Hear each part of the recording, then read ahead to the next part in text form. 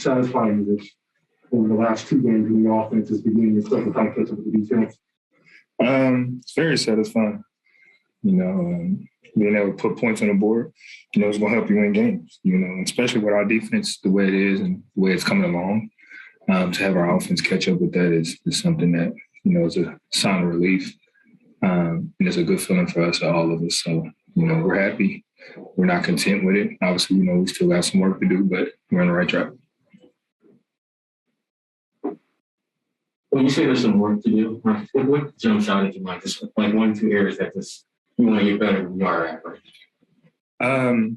For us on that offensive end, just staying consistent. We have games where, we do very well. We have other games where we come out sloppy in the first quarter or first half, and we're trying to catch ourselves back up and we're trying to wake up. So for us, it's just really staying consistent all the way through from the tip of the ball to the last buzzer of the game. I think that's one area that, for us that we would like to improve and something that we definitely do need to improve on. Another one is, for me, especially being a point guard, is turnovers. These last couple of games, my turnovers have been a little high for what I would expect for this team for us to expect. So really those 2 things, staying consistent from the start and limiting our turnovers. It seems like you guys are obviously because of injuries had to play a lot of different combinations and stuff. But I wanted to ask you about you and Dennis, and just when you guys are on the floor together, it's finding that balance because both of you have been able to be impactful on the floor at the same time. What's been the key to you guys having a good chemistry of sorts at both ends of the floor? I'm just playing off of one another, respecting each other's boundaries, and understanding, what we do and what we're doing out there, what he brings to this game, different than what I bring. But when we match it up, it's something that goes hand in hand. We're two guys that are very smart on both ends of the floor, can create problems on both ends of the floor for guys, and we have to be that for this team.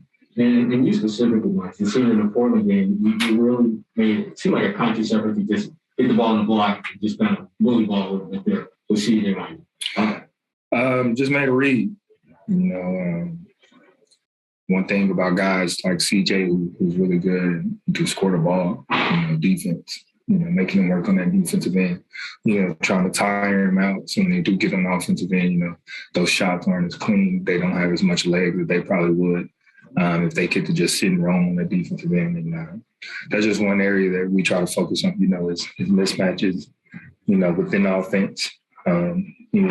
Not necessarily meaning that I'm going to post for me, but, knowing that with a guy like CJ, they're probably going to bring help, which is going to cause rotation from other guys. And, we got shooters around us, JT, Dennis, Al, and of course you got Rob, Grant, and those guys. So, posting up isn't necessarily for me to score, but it creates a great opportunity for our team. Now, I was just going to ask you this, my last question. It seems that there's a better understanding of how to utilize those type of advantages, whether it's the youth score or the offense to the buckets.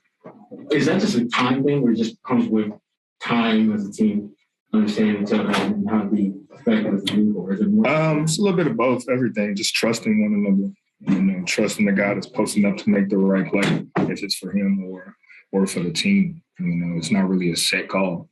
It's no sets that we call or give me in the post. I just go down there and do it and try to make a play for the team. So, it's just really all about, trusting one another. When you throw the ball in there, like I said, just trust that guy's going to make the right play for the team.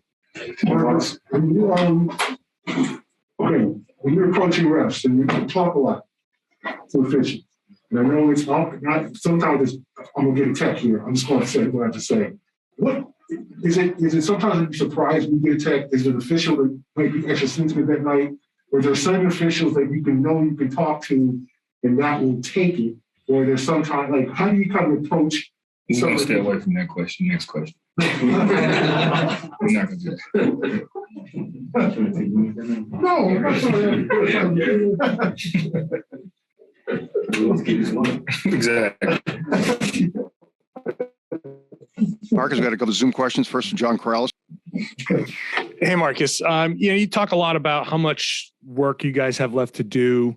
Things coming together. You haven't won as many games as you want, but yet you look at the standings and you're still only 3.5 games out of first place. Everything's pretty bunched up in the East. Is there some level of encouragement that at this point you guys are still figuring it out, but you're still right in the middle of everything? Of course. Like you said, we're nowhere near where we want to be with the results of our record wise, but to know the fact that we're only 3 games of short out of first place the way we've been playing, that's still encouraging, because at any given moment we're going to go on a run and then things going to change for us. So, we just got to continue to play the game the right way like we've been playing and just continue to trust one another. Abby Chin. Hi, Marcus. Your field goal attempts down a bit as of late, especially from 3. And I'm just wondering, is that a concerted effort from you, or is that kind of what you're seeing from defenses? Just seeing from defenses. They're doing a good job of, some nights they're closing out and forcing me to put the ball on the ground. Other nights, I'm just making a play for others and myself and things like that, just kind of reading the game. So really just taking what the defense gives me and using that to my advantage. We'll wrap it up right there. Thank you, Marcus. Thank you, guys.